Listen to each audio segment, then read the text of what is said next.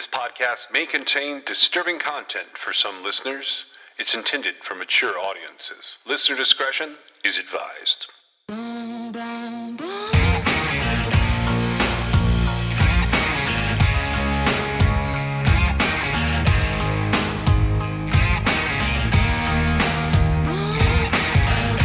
This is True Crime XS.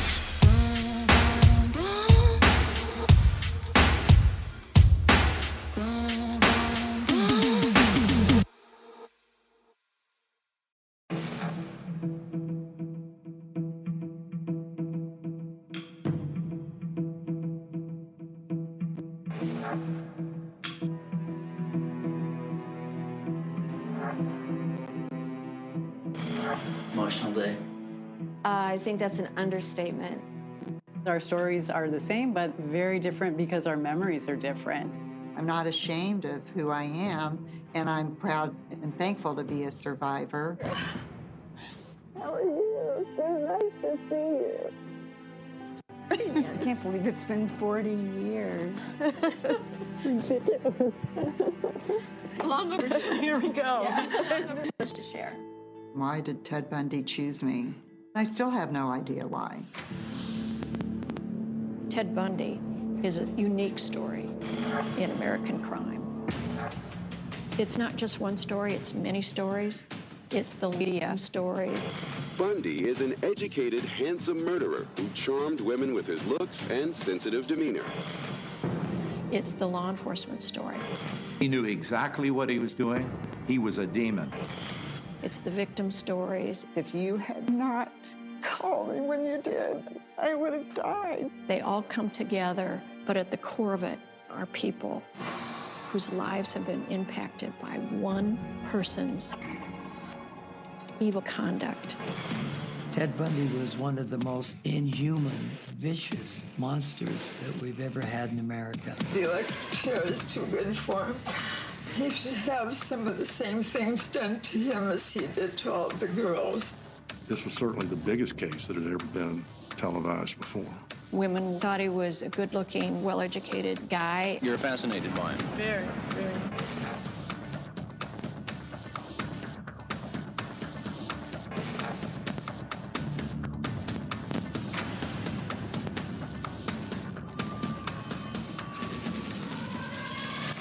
Ted Bundy represented himself through his trials. He didn't know enough about the law. He just knew enough to get himself in trouble. He had escaped from prison twice.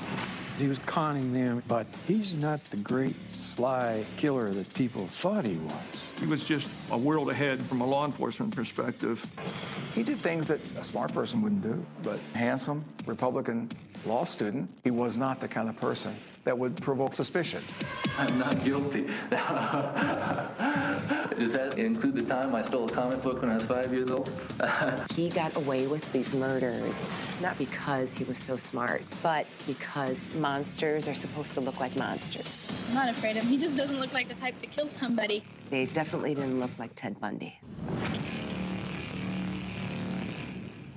For the most part, little Teddy, as they would call him, he seemed normal. However, it has been reported that one of the aunts woke up one morning and Ted had taken kitchen knives and placed them pointing at her on the bed.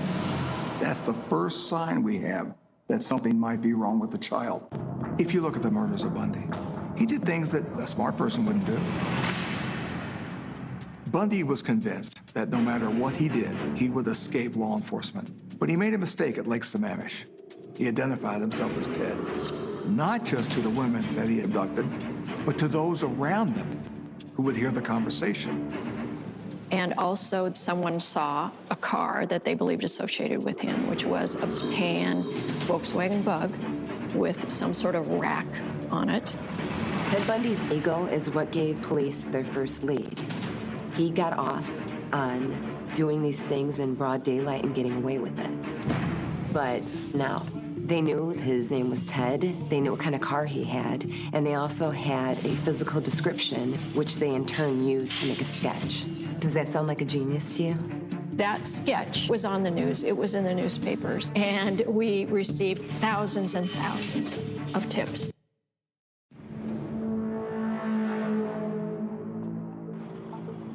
January 15th, 1978 was the day a sleepy college campus changed forever.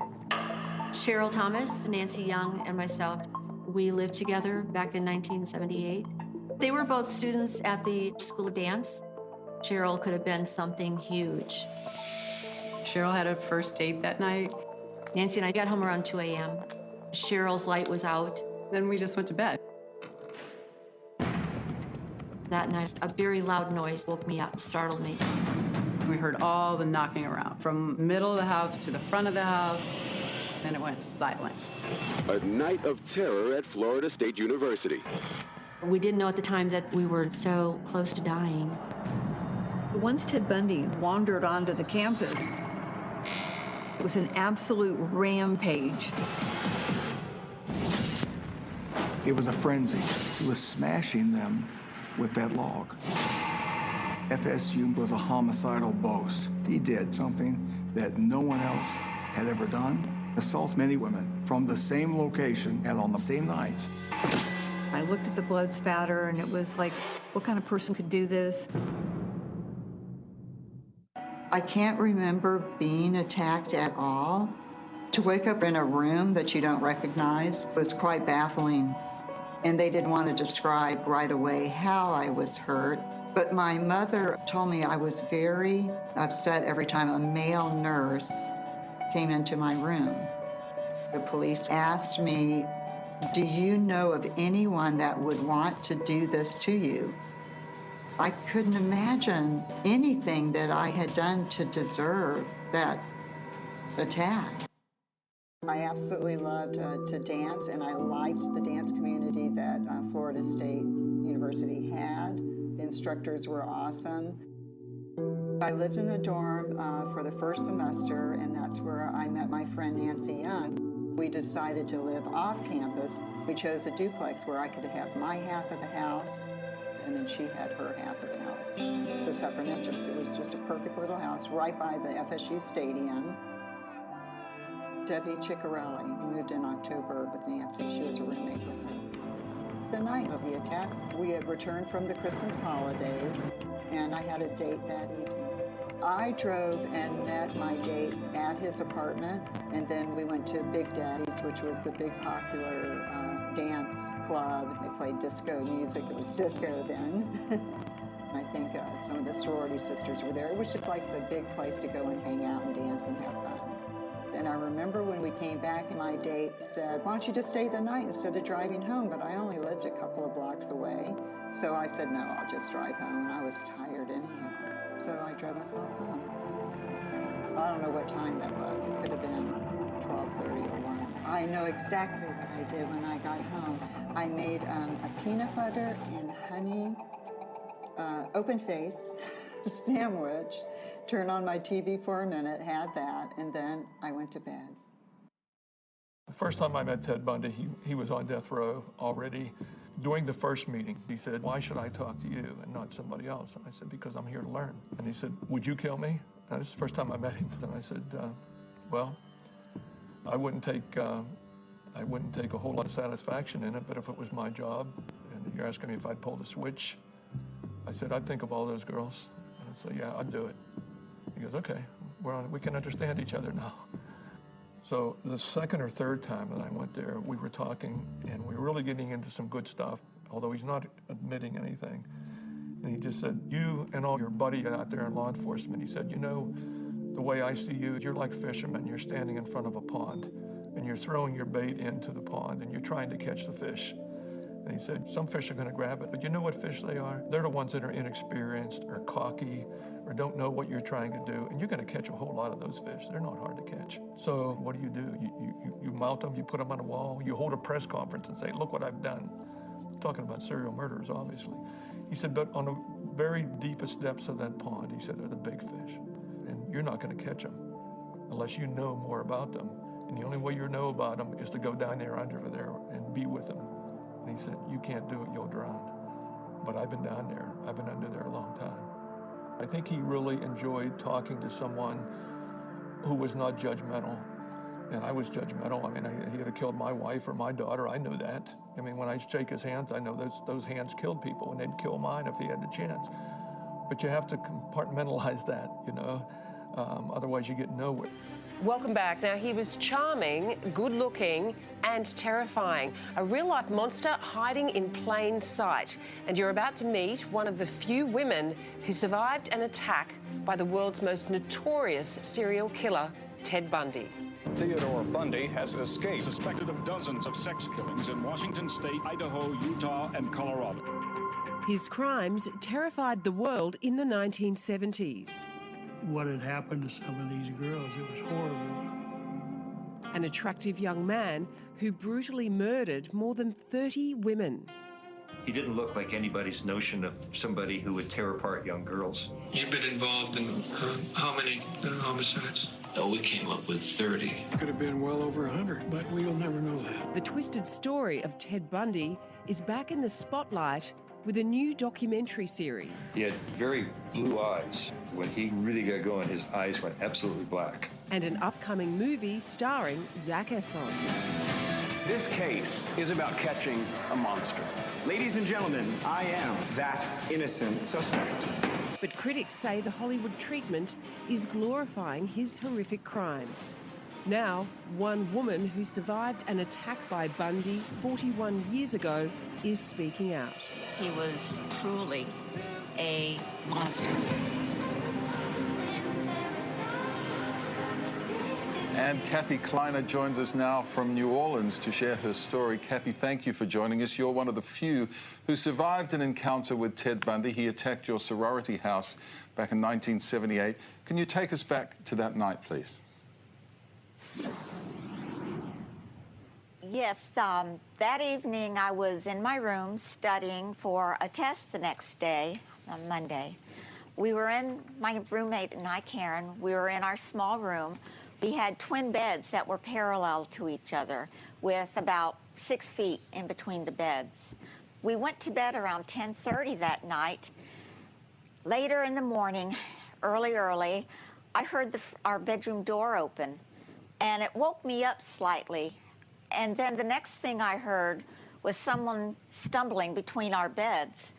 As I woke up more, I looked up and I saw a dark figure in front of me, just a silhouette of a person. And as I was looking at him, he rose his arm above his head, and he had a piece of firewood that he had picked up, and he struck me in the head with it. I was laying on my left side. All I could see was this coming down on my face. And at first, it felt like a thud. It didn't hurt.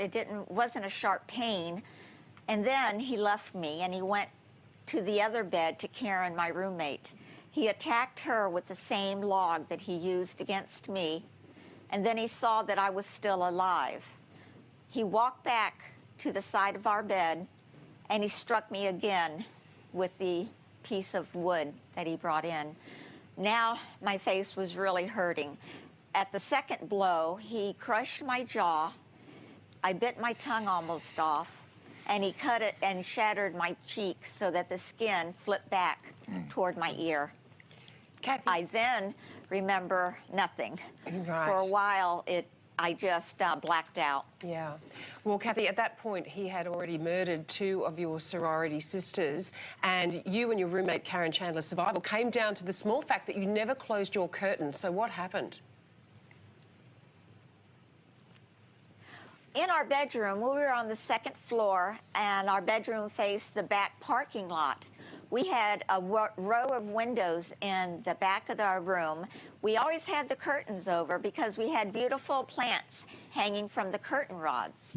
So we just left the windows open, the curtains. That night, there was a sorority sister that was coming home late from her date. When he drove into the parking lot, the lights from his car shone up into our bedroom, and it illuminated so much. I remember just waking up, opening my eyes, and seeing this brilliant, bright light. And as I did that, I could see the shadow of this person next to me was not as dark as it was. He was illuminated. But at the same time, he was spooked. As soon as he saw the lights, he looked at me, and then he ran out of our bedroom. He ran down the stairs and out the front doors of the sorority. And then our room became dark again. Kathy, how long did it take you to recover from those horrendous injuries? My injuries took a while. I've had several operations, plastic surgery on my cheek over the years. My tongue has healed since that night. Also, my jaw had to be rebroken after a couple of weeks, and 3 pins had to be put in the joints by the ear, and also a wire was tied around my chin to make the bone be able to heal. I have had TMJ so bad over all these years. I actually had a surgery 2 years ago, another surgery, to help fix my jaw.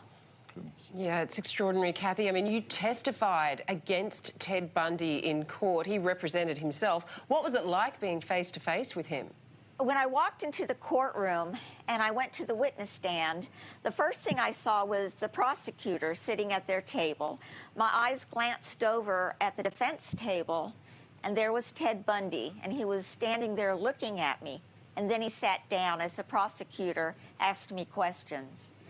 And every question he asked and every one I answered, I stared directly at Bundy. I looked into his eyes and I did not move. I wanted the strength back. I wanted to show him I was in control and he was not going to take over me again. As I looked at him, he stared back, and he just became nothing I was afraid of, just something I pitied, because he was pure evil and very sick man. Following this horrible episode in your life, you've developed a keen interest in serial killers and true crime over the years. Why? I found that to help heal me, I wanted to find out more about Ted Bundy. Although the movies and the books always showed the part that he wanted people to see, he was very manipulative and wanted to be in control. So he showed the good boy part, the law student, the boyfriend, but he didn't show his evil, deviant side. So by reading the books, I got to see both sides of him, both the side he wanted us to see and the side he hid from us. And I found this helped heal me, because I didn't stay in a corner and was afraid of what happened to me. I read it, and I read all the other crime books I could read, just because I thought it was interesting to understand how someone that evil could come and attack me that night and attack so many other women. Kathy, there are 30 that we know of. Do you believe that there are more victims of Ted Bundy's? I'm sure there are. I mean, we don't know when he actually started killing. I believe when he was very young, maybe 12, 13, 14. I believe his sickness was at that point something that he was learning to control, but he couldn't. And years, I think he continued to learn how to control his eager earnings. He just wanted to kill. And I think that it probably were a lot more than 30. Was there any pattern, any rhyme, reason to anything, any of these murders that he committed? No, I think I've read that he felt he had a beast in him and that he couldn't control it. And at times when it came out, he just completely lost control of self, and he would just go on a rampage. That is what was so scary, is you never knew when that part of him was actually going to come out. So he was like a time bomb ticking, and you just never knew what side of Ted Bundy you were going to see. You were going to get. Kathy, we mentioned in the intro there's a lot of controversy around the upcoming Ted Bundy film, where Ted Bundy is played by Zac Efron. People are saying that it is glorifying him. Where do you stand on that? I believe the movie's out. People are going to see it. It was a movie made for the audience, and whomever the actor was, he's playing a part. He's playing Ted Bundy, and he looks like Ted because that makes that makes a movie more real and more able to be seen and seeing what they thought Bundy looked like. And of course, he's going to portray Bundy the way he was wanting to be seen, as far as he was in control of everything. They're going to show it like that in the beginning. And I just hope through the film as it goes on that it does come to a place where it talks about the victims that were killed and were taken away from us so soon. They were beautiful young women. And I do hope that the movie touches on that and lets them know that all of us still have a voice. Hell of a role for Zac Efron. Kathy, you're an amazing, remarkable woman. We just deeply admire your strength and everything you've been through. Thank you for your time today. We appreciate it. Thank you, Kathy.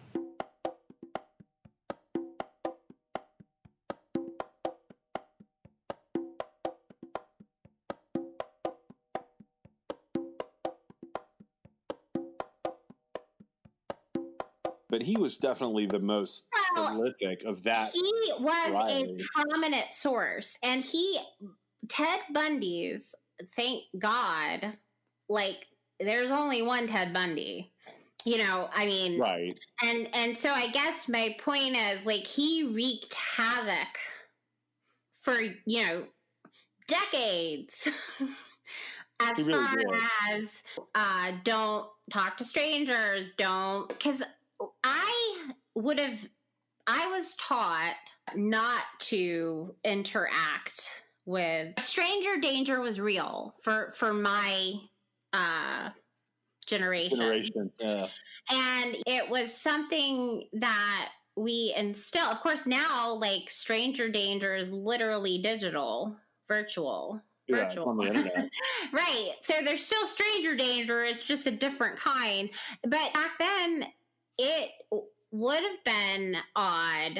The reason stranger danger was real for me and the people I grew up with, my generation, is because of Ted Bundy and the others like him operating. It's interesting because he crosses this line between risk types of victim. I say that, like, if you think low risk, those are people who do all the things right in the world, just as far as being targets. They do the things right, therefore they are low risk. High risk are people on the other end of the spectrum. When I say do things right, whatever, like a high risk person is a person who is abusing drugs and is more willing to do things for cash, whether it's some kind of human trafficking thing or like they can be talked into something because they are more vulnerable. Right. So they'd be more likely to be in a position where something bad would happen. Right. And I guess Bundy crossed that line when you go after girls in a mall or girls that are sleeping in their bed. You know, that was another thing that he did. That's the lowest risk, like literally girls sleeping in their bed. Right. At a college with security and police. You know what I mean? Yeah, I do. And it is sort of unbelievable. That's one of the problems with Bundy's story, what you just said. To listen to Bundy's story, and like he's at the time of Henry Lucas and Otis Toole, and I'm just saying from the perspective of like what type of killers we know. And those fuckers, those two gentlemen, those two killers, whatever word I want to use there, they confessed to everything under the sun and probably didn't kill that many people. You know, I agree. But Bundy, I don't think Bundy even got a third of the way into his confessions. He thought he still had another year or two to dole them out 30 at a time. You know, I don't know what my opinion of that is. I know, I find it really strange that Bundy sort of did what he did as far as like he held on to information thinking it would buy him time. And I find that so bizarre because he killed so many. Well, and I agree with you. It like what did Bundy have information wise and what did he like let out there? Because, you know, John Henry Brown, one of the lawyers, his girlfriend was murdered. And Ted Bundy specifically sought him out for legal advice. I know. And she like, there's a part of me that wonders if investigating him for, her name was Debbie. I know you know that, but if we were to look into that, would it be Bundy? And that's where I draw the line because I don't think it would be. I actually don't either. I don't think that I don't think that. I think he would have exploited the fact that John Henry Brown's girlfriend was killed, but I don't think it would have been Bundy that killed that particular girl, because I think what was done there was too early for Bundy to have done it, if that makes sense. I don't think he had evolved to that. I think he was still doing his.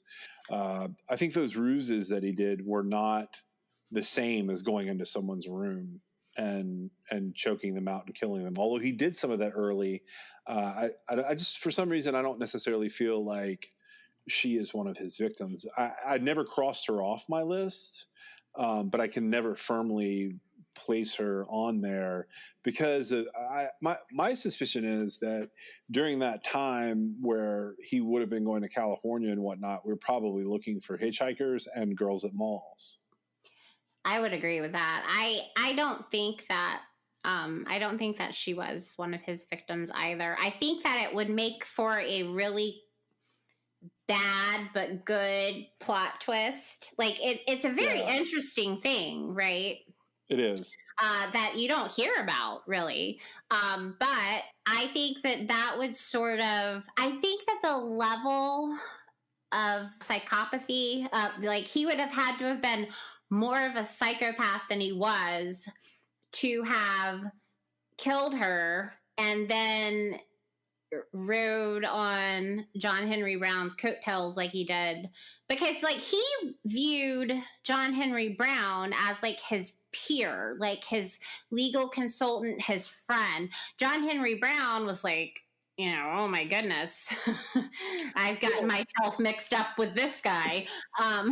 Well, Bundy's wife wrote letters to John Henry Brown where she even describes them as having similarities. And, you know, Bundy had apparently said to a couple of different people, the sourcing is not great on it, that he felt a kinship to John Brown because of their ages.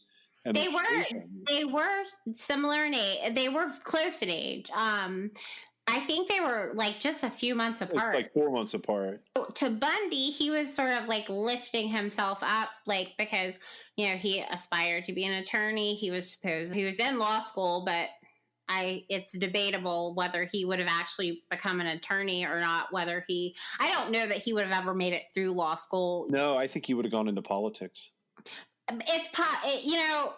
could see that because he actually he had that personality, mirror ball face that he could, turn on a dime. I mean, but he was lifting himself up saying, oh yeah, we're a lot alike. And John Henry Brown felt insulted, basically, that he would see the likeness there, because he didn't feel like he didn't have a dark side that would come anywhere close to comparing to Bundy. I don't think most people do. I think it would be very hard to find people who had bad in them like Bundy did. But I feel like he took offense to it, and yet he's still showing up in his jail. That's just a really weird dynamic there.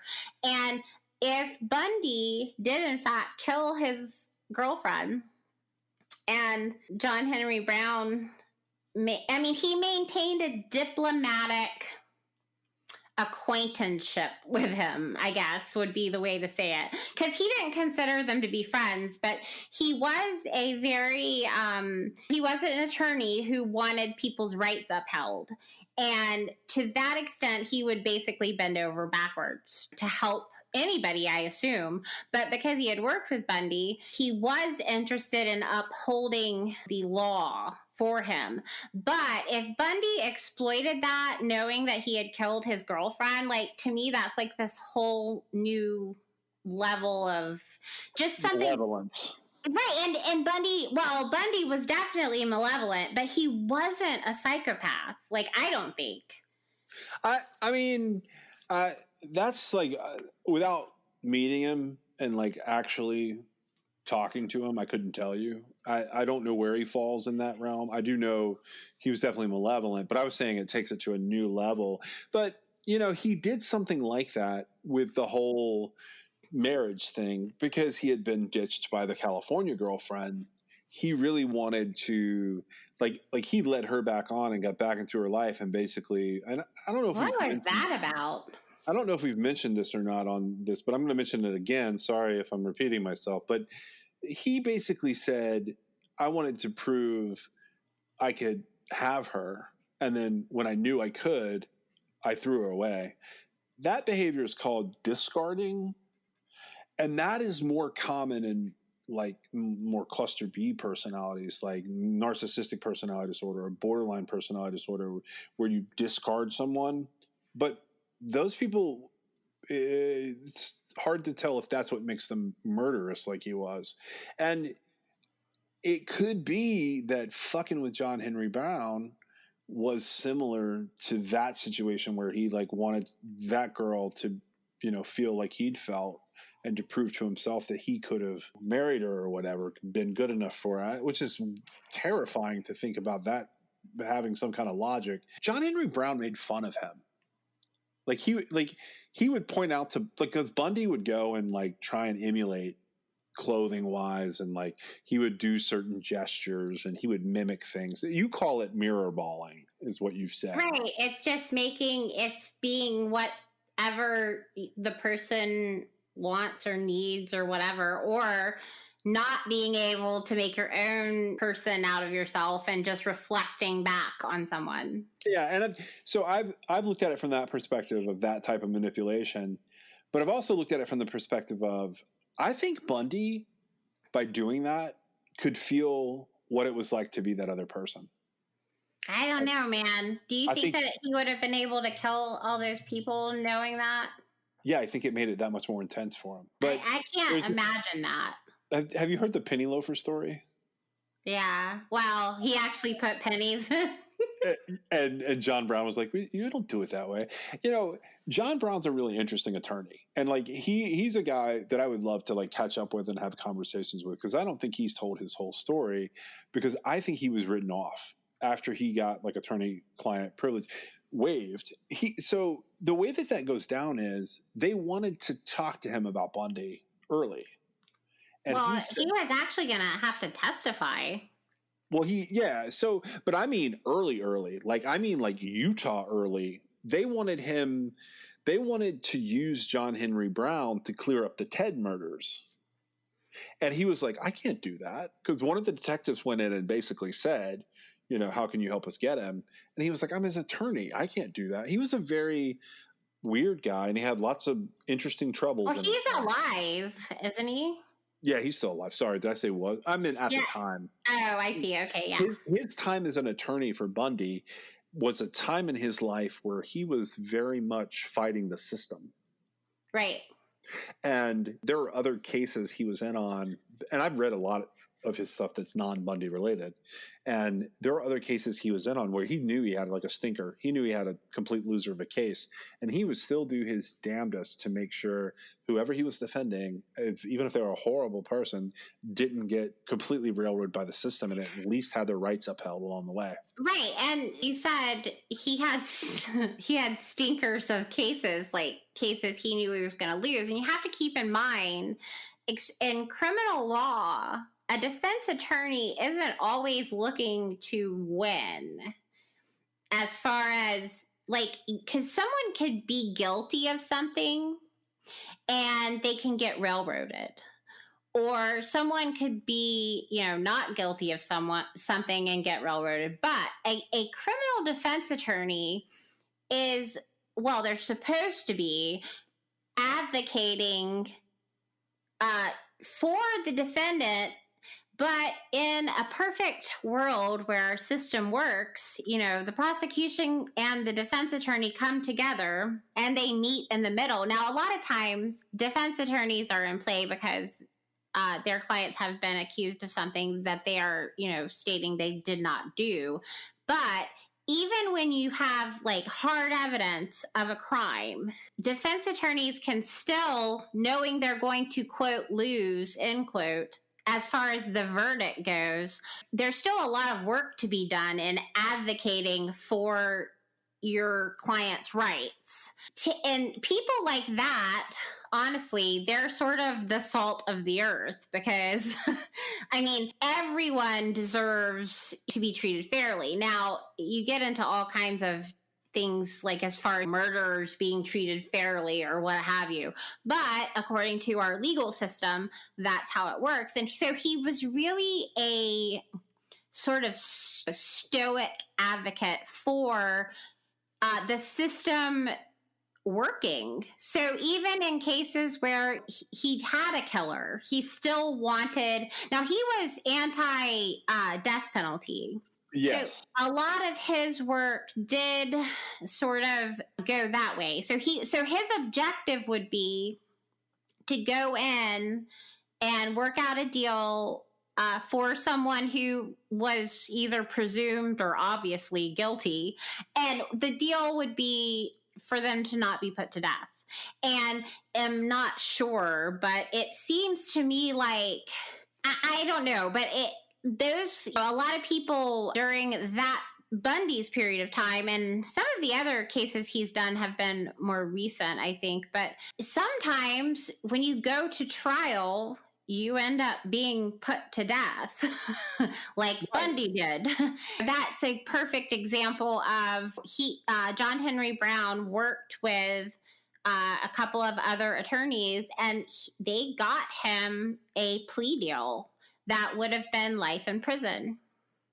And he threw it away. And that could have been thrown back in his face quite a bit, but they didn't throw it back in his face. And, John Henry Brown showed back up for him. So that's the role he sort of played. So even if Bundy was guilty, I would go as far to say, I bet now, according to John Henry Brown, it never occurred to him that Bundy might have killed his girlfriend. But I would say that he would have probably still been an advocate for justice to be served. Oh, absolutely. He wasn't even coming from the perspective of Bundy. And we've talked about this like multiple times throughout the little series we're doing on Bundy, where we were discussing like the similarities and the global settlement that he helped with Millard Farmer, and he sort of brokered for like there to be a global settlement across multiple states for all these crimes and get them all under one umbrella. That would have worked and would have saved Bundy from the death penalty, which I think would have been the best outcome possible. And Bundy pissed that deal away. But it was his decision, though. It was Bundy's decision. 100%. It was on camera. But that was really similar to what Rich Kirtner was brokering for Israel Keys up in Alaska, who Rich is also a very staunch anti-death penalty attorney. Right, which is sort of how that whole thing got started. And I don't know that he was necessarily brokering that deal. I think it was more of the FBI trying to broker that deal. Well, they were making offers to him because they realized they didn't have a whole lot of evidence on him, even with like the stuff that went down with Samantha Koenig. It took them a long time to develop the evidence in that case, even with the confession. But the point of it all was they wanted to close a bunch of cases, and that's also where Keys and Kirtner had a problem. Was Kirtner wanted the opposite of what Keys did, because Keys was basically like, well, I know what my attorney said, but I want the death penalty. And Bundy waffled the same way. And I don't know what it was about John Henry Brown, but something happened to him where he was jailed for a night or two when he was in Colorado. And then there was some stuff that went down when he was sort of in his early activist phase in college. That would have been like Vietnam War type activism, and also there's a lot of civil rights stuff going on at the same time. But whatever he saw there pissed him off. Right, because he basically saw where he was in holding, and what was said was that he could have made a call and been out of there like really fast, but looking around, he was talking with people he was in holding with, and he realized how unfair the system really was at that time, because these guys would get locked up. They had no phone call. Nobody knew where they were. I mean, it was bad. Like, and so he decided sort of then and there, like, to advocate for people who found themselves in those terrible positions. Right. And that was when he's looking at a deal, like dealing with Bundy and the things he was doing there, there's this thing that happens in the back of your head. Like, I have to do it here because I have to do it 10 more times after him. Or I have to do it here because what if an innocent one comes along that looks like him? You know, there's all these things at play that he's preserving that may have nothing to do with anything other than the prisoner's rights. It doesn't matter what you think of their personality. It doesn't matter what you think of their crimes. It is simply that you are trying to preserve what you have for the future. Correct. Or change it because it doesn't work. Right. And there are certain ways. Okay, so in our system of justice, yes, murderers have rights that their victims didn't have. But that's what distinguishes the justice system from criminals. I mean, that's right. It is. It's the difference that's made there. And I feel like that is one of the hardest stances to take. And I feel like he was a really good sort of, he's a really good defense attorney and he's done a lot of good things. Having a lot of really good help, Bundy still managed to be put to death. So that goes to show sort of that waffling personality that he had, as far as like who would piss away a deal like that. Well, he was grandstanding, and like the stuff that he's wrestling with that made him kill also made him unstable. No matter what, because he was stabilizing with alcohol, he was stabilizing with weed, he was doing whatever he could, either not be him or to be him but not get caught. And whatever that is, it's bizarre to look at. So I have a couple of people that I'm going to talk about in this episode that aren't going to come up. There are other killers. But I have a question for you. Well, first of all, you don't have to say it right now, but do you have more on Bundy? Like, is there stuff on the list you want to touch on or anything? I know that we're wrapping it up, but I don't have anything really specific. I really did sit and watch nail videos. No, that's the thing. Like, I do. Like, Bundy's still in my head. There's a lot more, but I got really overwhelmed by him. Well, so the deal with me right now is I'm not done with Bundy, but I'm gonna be done with Bundy for the sake of this stage of True Crime Excess. But I want to point out a few things. Like, so if we were to come across something pretty big or something big were to happen with Bundy, I would revisit him. Sure. And so, you know, these cases, I feel like there's podcasters and documentarians out there that like really get into stuff, and then there's the people that sort of look at it and then it goes away after they're done with that project. You and I are on the really get into stuff, and like I don't know that once we cover something, I don't know that it ever really leaves. It doesn't leave me, especially if if it pops up again somewhere else, like something, you know. Yeah, anything. and like I don't like to just belabor serial killers for the sake of belaboring serial killers either. I think it's disgusting the amount of attention they get. Like I just watched American Murder, and I do think at some point we're going to talk a little bit about that because you watched it as well. I did. And then there are a couple of new episodes of Unsolved Mysteries, and I figured we might touch on some of them once they do, if they find anything interesting. Prepping for season 2 stuff. Keys never leaves my head, and Bundy is now never going to leave my head. But there's something they had in common that I want to mention here. So first of all, some weird shit happened.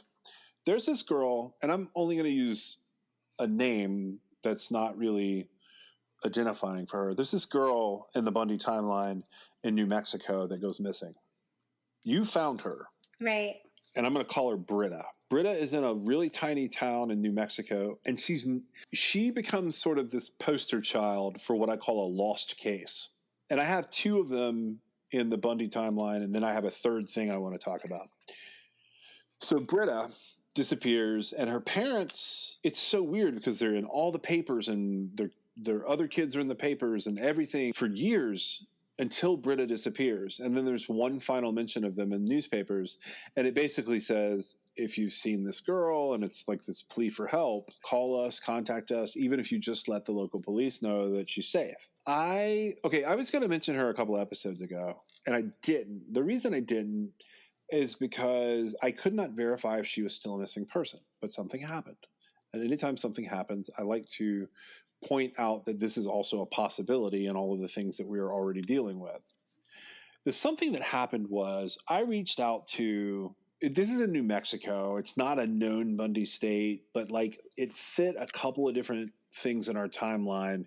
And you had this one rabbit hole you went down where you were looking at very specific dates. There was even a astrologist that's mentioned in the Anne Rule book about Ted Bundy, where you were trying to piece together whether some things had happened. And there's a Michigan case we talked about that was a Halloween. So there's these little dribs and drabs of patterns we've been looking for. And this girl doesn't fall into one of those patterns, but she is a sudden missing person. She's only 15 years old. Well, what's interesting and what happened is I just did a FOIA. The first thing I did was I did a FOIA that was completely rejected, but it came back with a note. And this, like, I'm far away from home, so I don't know exactly what it was. I've seen it. It basically just says that there's no information available. So then I went to that police department and I sent an email to the records division, which I forwarded to you, the response. And the first response was, there's nothing there, which typically means that somehow that case was resolved. It could be that it was closed out unfounded. It could be that it was closed and cleared. The person was found safe. The person was found deceased, whatever. But this girl vanishes. Would you agree with that? Yes, and actually this case is part of the reason why I just had to take a break. Okay. So what's interesting about her case, I'm not going to like call out names of family members or anything like that, but it seems like their family just dissolves when this happens. Right. They don't appear again. Like, and I mean, like, when I say they appeared in the local newspaper, I mean, their children all had birth notices. When they were in school, photos were taken and they were in the captions. And when their kids got the honor roll from kindergarten through college, they were in there. But then this girl one night doesn't come home, and the last thing that's in the paper is, if you've seen her, please let us know where she is, and that's it. They all sort of vanish. And this was from the 70s. Yeah. This is a long time ago. This is in the Bundy time frame of other cases that we were looking at. And her disappearance was very much like Bundy's Utah victims. Like, she was out, she was headed home, didn't make it. We have no idea where she's at. Yeah, and she wasn't old enough to drive, so there was that. There's a couple of things going on with her case, but what I'm mentioning it for right now is because, you know, we're dealing with like a new level of tomfuckery here in that. So the FOIA is closed and I'm told there's nothing for me to have. I don't even know why I sent the records request. I honestly don't remember. You said something and I couldn't tell you what it was, but it's like, for some reason, that case, I have sort of limits I give myself on how much I do. And for some reason I exceeded them with that case and I couldn't tell you why, except it's probably because you said, I can't find anything on these people or something. Or I looked at it and I was like, well, that makes no sense, because I can keep tracing certain family members, but they no longer appear like in the paper or anything like that. You know, some of them are still alive, because I realized it's not as long ago as I like was making it out to be. The FOIA request goes out when you find it, like right after you found it, I sent one. And then I sent to you what I was going to do. I was like, I want to report this as something I want to get something going where I start to make a paper trail. The woman sent me kind of a curt message back that like she checked with the police department and there was nothing there. Right.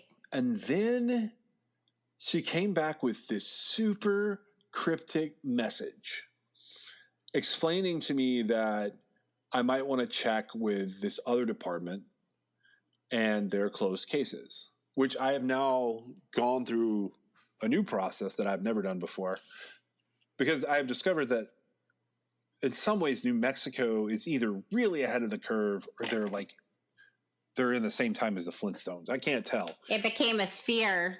Yeah, it's definitely a sphere that I am there in, and I am following the process. No, they were so ahead of the curve, it became a sphere. Like, so they just went right back around. They're actually in dinosaur times. I don't know. Yeah. But yeah, I was just I really just wanted to know. I've got to know. Do you have an answer? No, not yet. They're sending me something, but it will take 6 to 8 weeks. You were talking about law. So, yes, this is a case I found. I don't actually know. I haven't had a whole lot of experience with the sort of non-follow-up. Like, that's weird because typically when there's a missing person. Now, what we found was basically like sort of an ad, like, we're missing our daughter. Let us know if you've seen her. And so it is entirely possible that it wasn't an open police investigation and they may not have anything. Well, no, there's something because, here's why it's so hinky to me, because the lady actually like came up with a case number for something. It just wasn't at that police department. I don't know what I'm getting from that, but I do know I'm getting something. Well, and so you were talking about like pushing your limits or whatever. And I found family members of this person, close family members, very close family members that if I were a different person, I would just ask them. However, being respectful of people's boundaries and not knowing what the outcome was, I couldn't bring myself to do it because it's really none of our business. It showed up in a newspaper doesn't mean somebody should be like haunted by it for the rest of their lives, especially if there was something bad like associated with it. I mean, it is puzzling, okay? And it seems to me like there would have been a follow-up. Thank you very much. You know, we found her or something to that effect. My worst fear, okay, and so if that's the case, that's great. Even if I don't, even if I don't see it or whatever. But my worst fear is that, she was disregarded as a runaway and her body is one of these unidentified people. Well, that is something you and I run into from time to time. Like cases are delayed or evidence is lost, or sometimes the reporting is literally a decade later because someone assumed they were a runaway. Right. And because so I was able to track down basically her entire family. I mean, like her close family. So based on that, it makes me think, well, if she was alive, why couldn't I find her? Well, and once I get whatever they're sending me, which I don't even know how long that'll be or like what I don't know what it is. It could be just that it could be a letter saying mind my business. But and I don't know, like, where is the line there? I don't. So if it was completely benign, fine, but I couldn't bring myself to invade like that.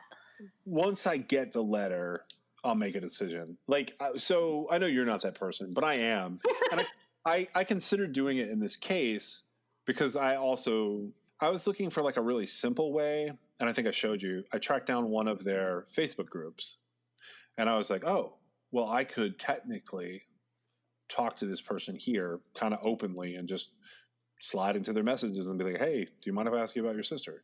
So depending on what the results of this, whatever request I just filled out, because it's through like a state agency, I actually wondered if she had not.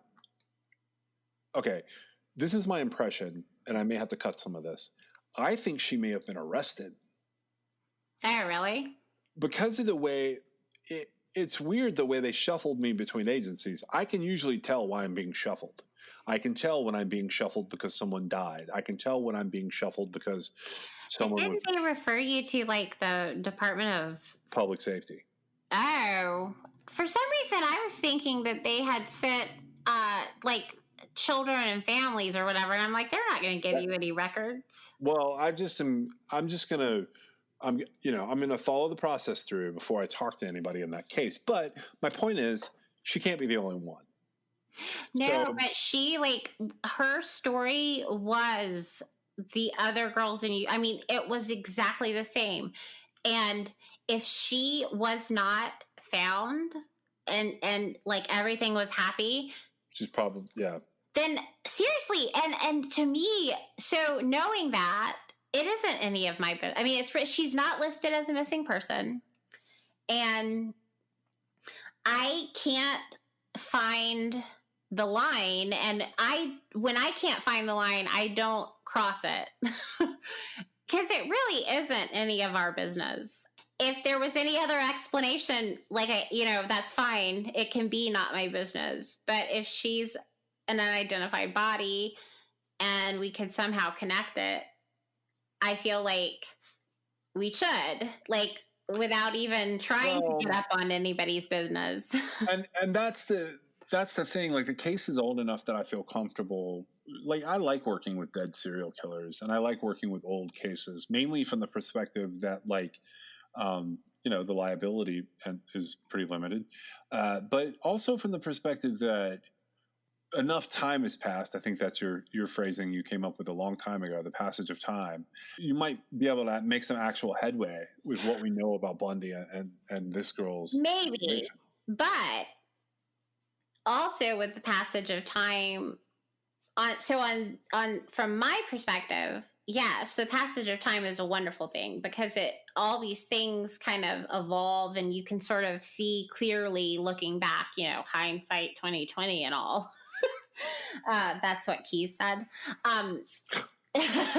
But looking back, things come into focus. But I don't see it being that way for this girl's father or sister or whatever. I was really just going to find if there was a memorial or... There isn't anything anywhere. I know. I'm just saying, if there was something private that happened, that they would maybe just tell me to stop looking. That's all.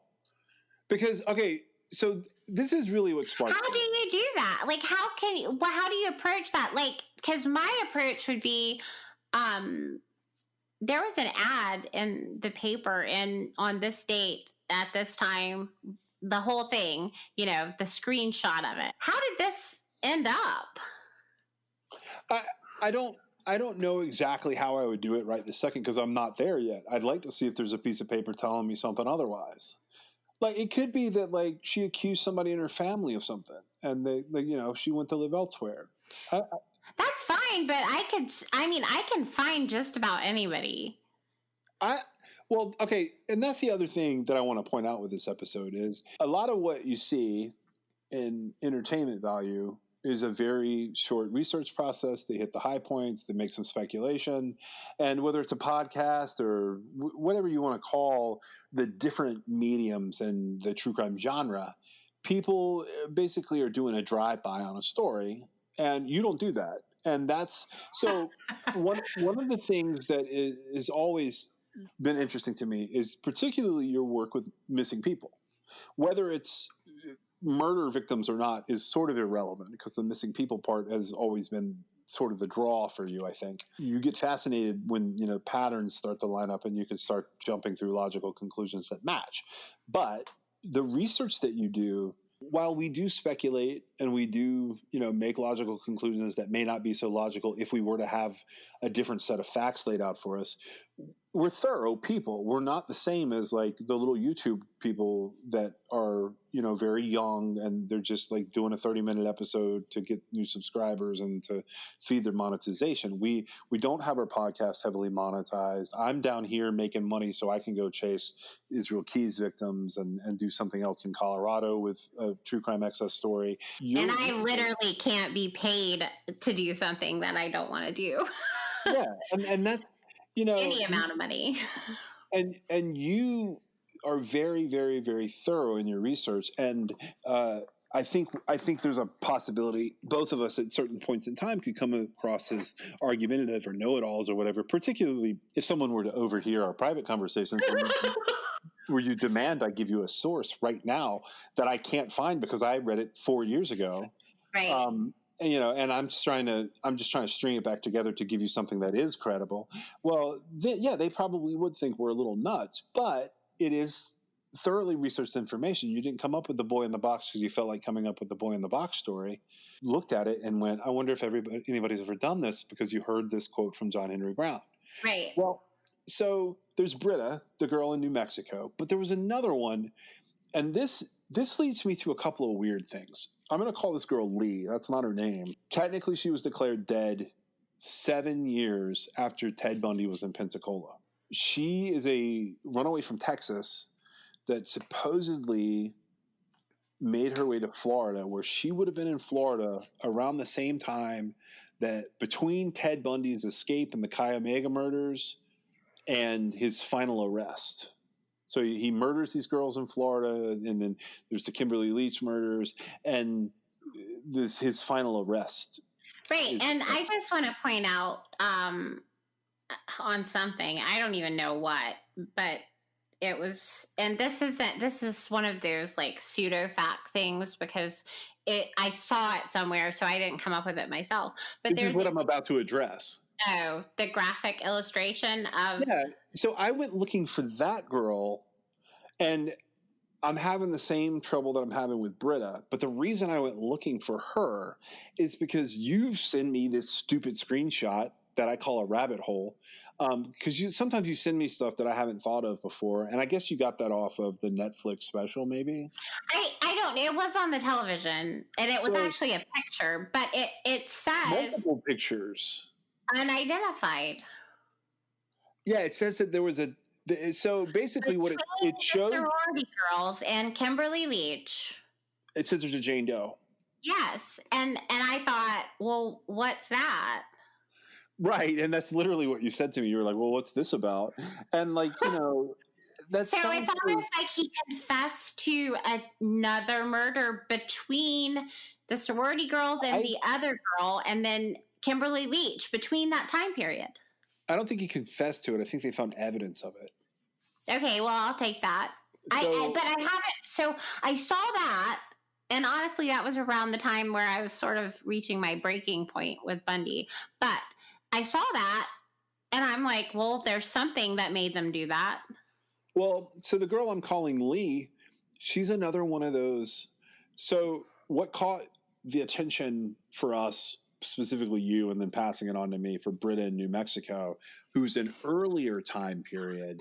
Our attention there is this little blurb in the newspaper from God. It's this tiny small town newspaper. I don't know how you found it, but when you found that, I sort of applied that same technique to the rest of Bundy's time periods, and I didn't find a lot. But I found this girl, Lee, and this ad that had been placed like locally to Pensacola. Her family was basically saying she's probably in South Florida. If you see her, let the cops know so we know she's safe, or something like that. There's some dribs and drabs in there. This is in early 1978 that this is like available for me to find on this girl, Lee. But she also just sort of vanishes until 1984, and then she's just declared dead. Right. And I tried to see if this was like a runaway situation where, she had been to Florida, but she also came home and there was like an actual death, or if it was like we have to settle up her shit. So we have to settle up her life. And so we have to declare her dead because like someone else has died and left her money, and like that has to go to the next heir, things like that. Right. And so did you find anything? No. And like I have now, so Texas is weird, and I've spent way too much like time and money in Texas on different reports over the years. This is a new one for me because I'm actually having to go through and get probate records. Wow. So I'm just like decided that, since I didn't have anything else to do for the other 12 minutes a day that I'm free from the Netflix original movie I'm working on, that I could try and figure out how to write probate requests in Texas, because that sounds like fun. But so there's that. Good luck. But I have no idea what's going to happen with that girl. But my point with those two cases is they could come back up. And even if they weren't Bundy, I might want to talk about them again because they're really interesting. And I would like to find their whole stories and tell them and give them their own episode. Right. Unless they like just went about their life. And then... if they just changed their name and like got married, I don't care. That's good. I'm glad they're happy or whatever, or not. I hope they're happy. I feel very, I didn't look into Lee as much. I had already sort of checked out by that point, but I was aware when you sent it and all, but the New Mexico girl, she didn't get married, didn't change her name. Like I would have found her. I think that too.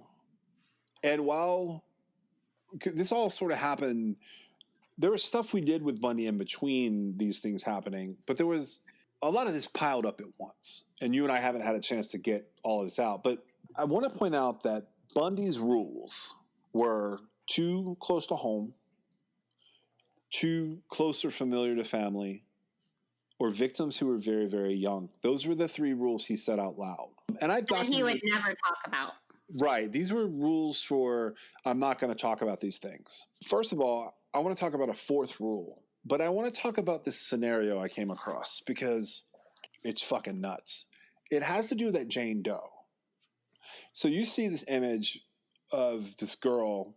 It says Jane Doe before Kimberly Leach.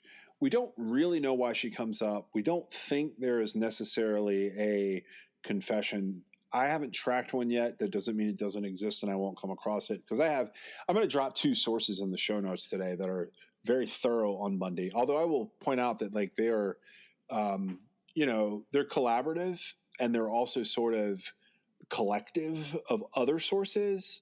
One is the Project Gutenberg page, and the other is this page that just sort of tries to put everything in context. I don't know that it succeeds, but it's sort of a wiki for Ted Bundy. And they're in the show notes if people want to look at this. Looking for a Jane Doe in Florida. It was a very short period of time that this could have happened because Kimberly Leach is in there. We know when Chi Omega happened. And I had always wondered if he had other victims down there because I think when people go into a frenzy, they don't stop. What was weird about this particular frenzy is Kimberly Leach because she doesn't fit the pattern of what Bundy wanted to be known for, but there was nothing he could do about that victim. I wondered if there was a 4th rule of things he would not talk about. And I think this rule potentially could have applied to Keyes at one point in his life, but I don't think it applied necessarily at the end. And here's what I have, and then I'll tell you what I think the rule might be. First of all, Bundy was heavily into sodomy. He liked to attack people from behind, in the behind. That was his thing that was very common in his attacks. And if you're going to laugh, you got to mute yourself. I was looking through weird events in Pensacola, Florida, the 2 nights that Ted Bundy would have been there. I expanded it out and sort of looked at travel time on either side to see if something might have been reported later. I was really looking for missing people. I did not find a missing person. I'm going to call this person Ralph. Ralph is a teenage boy. After midnight, at a time when Bundy would have been traveling through this area, Ralph was found dead and nude on the side of the road with a serious head injury. He was by a telephone pole. And the explanation that the cops officially give for Ralph is that Ralph had decided that he was going to climb a telephone pole naked and that he fell and died. I've started requesting the records, but this is the first time I've ever completely felt like a crazy person requesting records. I mean, I have like his name and his birthday. I have everything about the kid. But I'm really just wanting to know like what they did because I am wondering if Ted Bundy had abducted this boy and the boy started to get away and somehow Ted ran him down or trying to put him back in the car or did something where he has this naked teenage boy in his car with a serious head injury and the kid gets out but doesn't escape. He dies. So where that brings me in terms of this 4th rule is, I wonder if Ted Bundy ever would have talked about male victims, like realistically. Because he doesn't mention them to the cops, but he did mention them to his lawyers, to at least 2 of his lawyers. And one of those stories, John Henry Brown is attributed to incorrectly in that it was a teenage boy when Ted was a teenage boy. But John Henry Brown's quote is that it was a very young boy when Ted was a very young boy. And then he does rattle off 12, 13, 14. We speculated that it might be slightly younger. And that is the Boy in the Box case. So I'm wondering if the Boy in the Box falls into the 4th rule, meaning the reason he didn't talk about him or cases like that were Ted Bundy's victims was because they were male victims. I think that's entirely possible. And I actually, that was a nice way to kind of go so far ahead of the curve that you turn into a spear. I also wanted to point out, it occurred to me that I think that John Henry Brown did say that Bundy killed a teenage boy in Tacoma. But I think that the two incidences are two different incidents. I had wondered that as well. And I also wondered if he interpreted it that way from Bundy. Well, he refers to the first kill as the young boy when he was a young boy with the 12, 13, or 14. And I said it could just as easily have been 11 or 10 and a half. A different account is that he killed a teenage boy in Tacoma when he was, I don't know what he says about Bundy, but so I think it sort of got, because it's such an abstract thought, having to do with Bundy in general, I think that the two comments got merged together and then it just became essentially nothing. It evaporated, basically, because you never hear about any of that. You think about Bundy or hear anything about Bundy. So I do think that he could have had that rule.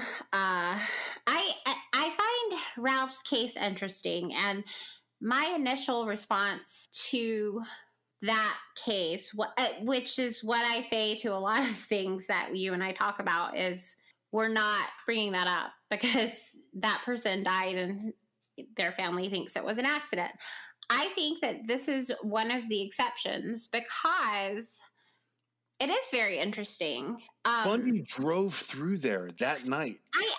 I know, and I agree that it would be, I think it'd be totally possible. Now, my question to you is, do you happen to know, was that before or after Kimberly Leach's murder? It would have been after. Okay, so, well, and that doesn't necessarily mean, because as far as the timeline we see, we don't know what that's derived from. Right, and so the other thing is, Ralph is just found dead. I know. But that doesn't necessarily mean that's when Ralph died or any of those things. But what are the odds that Ted Bundy was on a rampage driving through that town and a nude teenager was found on the side of the road and he has nothing to do with it? I would say that it's enough for me to say, okay, yeah, we could say, now we haven't called out the specifics, but I am interested to see, I don't know what is public information in these types of cases as far as I'd be interested in toxicology and any sort of, signs that he had been attacked. It is very intriguing because you're right. What are the chances? A serious head wound, can you imagine? It just seems like it's exactly something that could occur in this case. Well, that is the reason I am bringing this whole story full circle with, various Ted Bundy nonsense because where we started, what we were just explaining our process because we were having to do it for other aspects of True Crime Excess. And you got on this listening to John Henry Brown kick and going down this long path. And to me, that was an unexplored territory with Bundy because it's as close. It's a factoid. It's something. It's hearsay, but it's something that someone is saying that you have no reason not to believe what they're saying. Right. Because Brown doesn't get anything out of that statement at all. It's not necessarily a statement against his own positioning or anything, but it's definitely a statement that sort of rings true that Ted looked up at me and he had told me he had killed this boy. And, I do think that they're two different murders. And I think that someone like John Henry Brown probably had to shut out a lot of what Ted said in order to keep working. I have absolutely no doubt because honestly, I never looked into Ted Bundy before. I hear this statement, I go in this hole, and it is a deep, dark hole. Right, and we're only coming out of it now because I don't feel like you have a list, and you may, over the next couple of days, we may talk about your list a little bit where you can mention some of those people and we'll drop them in. But the truth is, I now have another 2 hours of talking about Ted Bundy and sort of going through research that has been gone through so many times that it's almost impossible to do a new story with new facts on Ted Bundy because you can find something that will contradict you. Well, sure. It may not be accurate, but it'll definitely contradict you. And I understand that. We were very clear from the jump here that we were speculating. It was plausible speculation, and it took us down very interesting sort of windy roads because it's been quite the trip. And honestly, I don't know. Part of my frustration, it isn't just like the deep dark hole that is Bundy. It's like the inability to unravel some of this stuff. Well, we talked about along the way the poor investigations that were done in. Well, I won't say they're poor investigations. They're kind of like the assholes at the end of a sports game that just decide they don't have to go shake hands with the other team and they don't really have to prep for next week's game. They just go home and drink a bunch of beer. That's sort of how collectively it looks. I'm not saying it's any individual investigator, but they sort of went, okay, Bundy got the death penalty, and they literally brushed their hands together and said, case closed. Right, and so many of his victims didn't get justice. We did discover a couple of interesting things, and no matter how we look at it, his victims were numerous beyond what he admitted to, because he set out a number to it at one point, but everybody sort of settles on, it's probably 30. And some people say that it's many, many more than that. But what we decided was, if you counted the people that probably survived, got away from him, were just stalked by him for a little bit of time, or were robbed from, he went in and took their underwear or whatever, took their socks so he could wear them. I don't know what the hell he was doing. It probably is like 100 victims or more if you count all of those people. Oh, I have no idea, but I would say he was, I can attach him to I can logically attach him to quite a few cases. Yes, a lot of cases. Yeah.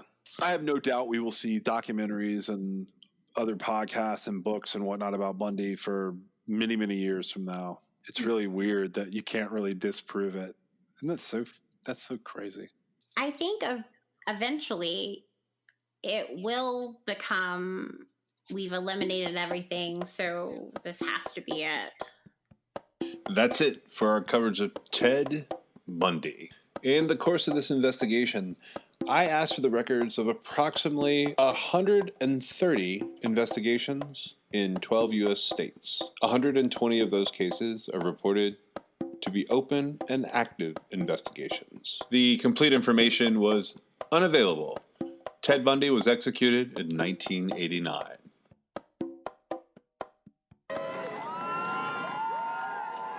Ted Bundy, even in death, stirred hatred.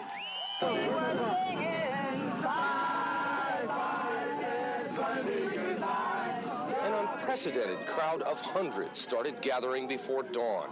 It took on a macabre circus-like atmosphere. Is this what you expected to find when you come out here? Folks dancing and singing. Yeah, why not? But a handful of anti-death penalty protesters. It sounds more like vengeance to me than justice. At one point, the celebration got out of hand. One man was arrested for shooting off fireworks. Until the very last moment, no one could be sure Bundy didn't have a last trick up his sleeve, a legal technicality. But in the death chamber, Bundy was uttering his final words. All he said is, "I'd like you to give my love to my family and friends." That was Ted Bundy's last statement. His eyes looked like he was almost a child, and his mother caught him doing something wrong. It was a combination of just being sorry and knowing that it was the end. It was the end of the line. So it ended for Ted Bundy. 10 years, 28 confessions, millions in Florida's legal battle to end his life. Warren Ellie, Pulse 13, Florida State Prison. Thanks for joining us. You can reach us at 252-365-5593 or at truecrimexcess.com or truecrimexcess@gmail.com if you want to send us a note. This episode was brought to you by LabrottieCreations.com. That's LabrottieCreations.com. Check out the merchandise and specifically their fun Pop Pet art custom pieces made from photos of your very own pets. Use the promo code CRIMEXS, that's CRIMEXS, for 20% off a fun, brightly colored, happy piece of art of your own pet at their site, at BrodyCreations.com. Music in this episode was licensed for True Crime XS. The theme song was Indestructible by Noah Smith. You can find us on your favorite podcast platform or at TeePublic, Instagram, or Twitter. You can also join us on Patreon to fund future body exploration trips. But the best thing you can do for us is leave us a review on your favorite podcast platform and share us with your friends. And we'll see you next time.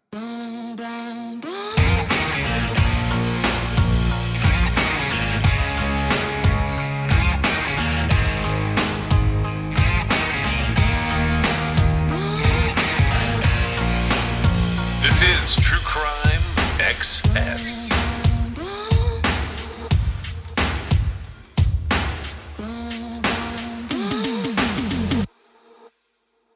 Hey guys, and welcome to day 5 of Spooky 7, which is the Halloween series that I started on this channel. And I thought, what better way to bring in the Monday before Halloween than with a Mystery Monday. So with that all being said, let's jump right into this case. Patricia Ann Spencer was born on January 10th, 1953 and was known by family and friends as Patty. Pamela Sue Hobley was born on May 24th, 1954 and was known by family and friends as Pam. Besides that and the fact that both girls were close to their families and enjoyed partying, I couldn't find too much on their personalities. Both girls had attended the same high school in Oscoda in Michigan. And on Halloween Day in 1969, 16-year-old Patty and 15-year-old Pam had similar plans to attend the school's homecoming football game and then afterwards attend a Halloween party. Pam had told her mother that she would be home shortly after her mother would return from taking her little sister trick-or-treating. But when Pamela never showed up, her mother became a little bit worried. And to add to her concerns, shortly after returning home from trick-or-treating, Pamela's boyfriend, who she had recently gotten engaged to, showed up at the family home. He said that the couple had plans that evening, but Pam had never shown up. This is what really set Pamela's mother in motion, and she started calling around to see if anybody had seen her daughter. And that is when she found out Pam's other schoolmate, Patricia Spencer, was also missing. Now, one of the strangest parts in this case is these girls weren't even friends. They had known about one another, but they didn't speak or hang out in the same circle at all. Both girls were last seen on Halloween Day around 2:30 p.m. outside of the high school after the school had been evacuated allegedly due to a bomb threat, but this is not believed to have anything to do with the girls' disappearance. The girls were last seen walking away from the school down River Road towards the business district. For many, many years, this was the last known sighting of these two girls until May of 2013. A motorist came forward and said that he had actually picked the girls up on Halloween Day in 1969 and he dropped them at a gas station along River Road and Interstate 23. This motorist said that he told investigators about this information many years ago when he had first heard about the girls going missing. But I guess investigators didn't think this was a key bit of information because they never released it to the public, and I don't think they ever looked into it too deeply. The original theory in this case was that the girls ran away, but this was quickly dismissed after the girls didn't return home after a couple of weeks. Neither of the girls brought any money or identification with them, and they are now considered endangered missing. And investigators believe that it is most likely that they have met foul play. Both girls were known to have experimented with drugs and alcohol. Now, I don't really know what that has to do with the case because I don't think that is any kind of link to their disappearance, but it is mentioned in almost every single article that I read about this case, so I just thought I'd throw it in here just as a little bit more information about the girls. Pamela was last seen wearing a 3/4 length white fox fur coat with brown fur trim. Also wearing a long-sleeved white blouse with ruffled sleeves as well as knee-high socks and chunky heels.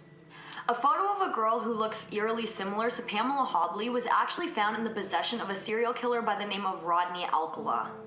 I'm going to put a photo of the girl and Pamela side by side here so that you guys can see how much they look alike, but I also just want to mention how strange it is that the girl in the photo is wearing a fur coat, similar to the one that Pamela was described as being last seen in.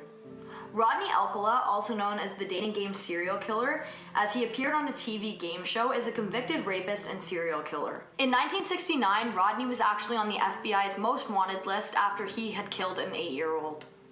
He had escaped and nobody knew where he had went until the 1970s when he was found living in New York, and he was only found because he tried to enroll in a film school and was using a fake name. More than 1,000 photos were found in Rodney's possession after he had been arrested in his home of both men and women. Many of these photos of these people have these people in sexually explicit positions, and most of these people in these photos have never been identified, including the girl in this photo who looks like Pamela Hobley. Now, I don't believe that this theory has been looked at too deeply by investigators, but there is no denying that that photo of the girl in the fur coat looks eerily similar to the photo of Pamela that was released to the public. And even people who knew Pamela said that this photo looks eerily similar to her at the time of her disappearance. So that leaves me questioning if maybe there's a lost photo that looks exactly like Patricia. In 1978, investigators received a tip that the two girls were murdered by two local men whose names remain unknown to the public. This theory went that these men had murdered the girls and buried their body under a barnland in that area. This area was searched extensively by investigators and cadaver dogs, but nothing was ever found. It has also been speculating that the Oakland child killer could be responsible for the disappearance of Pamela and Patricia. This is an unidentified serial killer who has never been caught but is believed to have been responsible for the murder of 4 or more children in the Oakland County, Michigan area. The killer's known victims ranged from age 10 to 12 and are both boys and girls. Is it possible that this unidentified serial killer was driving through their town and saw the two girls hitchhiking and picked them up? At first I thought that the girls were a little bit older than his normal victims, but after reading about this serial killer a little bit more, I found that he is believed to have been responsible for the murder of 2 14-year-old girls as well as 1 16-year-old girl. So that kind of puts Patricia and Pamela at his right range of age for his victims. In 2010, Detective Mark Davids was put on this case, and he actually grew up in this area and was around the same age as the girls when they disappeared. So he really takes this case personally and is determined to close it. Both girls are now considered endangered missing, and the police have a theory that the girls were hitchhiking to wherever, nobody knows where they were hitchhiking to, and they were picked up by 2 or more people, and then they were eventually murdered. Now, the reason that it is believed that they were picked up by 2 or more people is because it is very, very difficult to abduct 2 sober teenagers and without causing a scene or without them screaming and causing some kind of attention. So that would be very difficult for one person to do, which is why it is believed that 2 or more people are involved in their disappearance. Pamela's younger sister Mary is very, very active in both of the girls' case. She said that she never ever believed that the girls had run away, especially because Pamela had just gotten engaged at that time and she was very, very happy with where her life was going, so she had zero reason to want to disappear. Age progression photos of both of the girls have now been released, and in 2013, police announced that they had a person of interest in this case, but they just needed a little bit more information to be able to release his name to the public and consider him a prime suspect. Since then, no more information about this person has been released to the public, so nobody is sure who this person is or whether or not they are still a person of interest in this case. Because both of the girls are known to have not taken any forms of identification with them when they disappeared, physical data would be needed to identify them if they are ever found. Pamela Hobley's dental records have been obtained, but Patricia Spencer didn't have any dental records on file. And neither girls had fingerprints on file, but I do believe that the DNA was successfully obtained in other ways from both of the girls. My heart goes out to the families and loved ones of both of these girls, as it is such a shame that they were disappeared at such a young age when they had all of their lives ahead of them. And they just were planning on having a fun day, you know, going to a football game and then a Halloween party, and something just completely put this to a stop. But with this new investigator on the case who is absolutely determined to close this one, I am fairly confident that this will be closed very soon.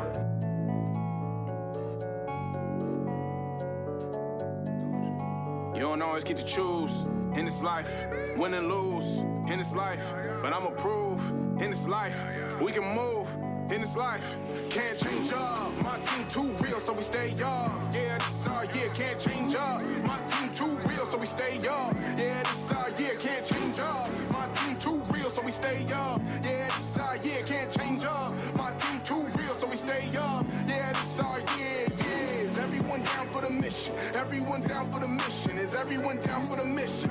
We had a dream and we'll get it. We had a dream and we'll get it. Can't change up. My team too real, so we stay up. Yeah, this is our year, can't change up. My team too real, so we stay up. Yeah, this is our year, yeah. Do you believe in who's next to you, even when doubt has been tested? Yeah. Do you keep an S on your chest? Do you think somebody will rescue you? Yeah.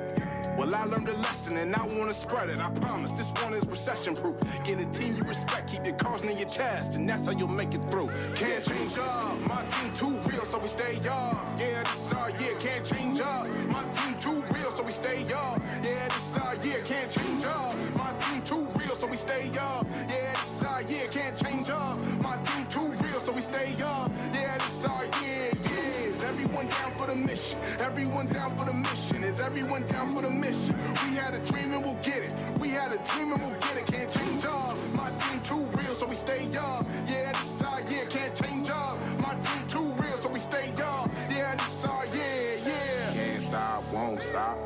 My squad on top. Day one wristwatch. Our time, just watch. We're back in the building, just standing in lockers. I look to my left, there's a Pippin. I look to my right, it's a Robin. I promise y'all no one will stop us, and no one will stop us. Can't change up. My team too real, so we stay up. Yeah, this is our year. Can't change up. My team too real, so we stay up. Yeah, this is our year. Can't change up. My team too real, so we stay up. Yeah, this is our year. Can't change up. My team too real, so we stay up. Yeah, this is our year. Yeah, is everyone down for the mission? Everyone down for the mission. Is everyone down for the mission? We had a dream and we'll get it. We had a dream and we'll get it. Can't change up. My team too real, so we stay up. Yeah, this is our year. Can't change up. My team too real, so we stay up. Yeah, this is our year. Yeah, is everyone down for the mission? Everyone down for the mission. Is everyone down for the mission? We had a dream and we'll get it. We had a dream and we'll get it. Can't change up. My team too real, so we stay up. Yeah, this is our year. Can't change up. My team too real, so we stay up.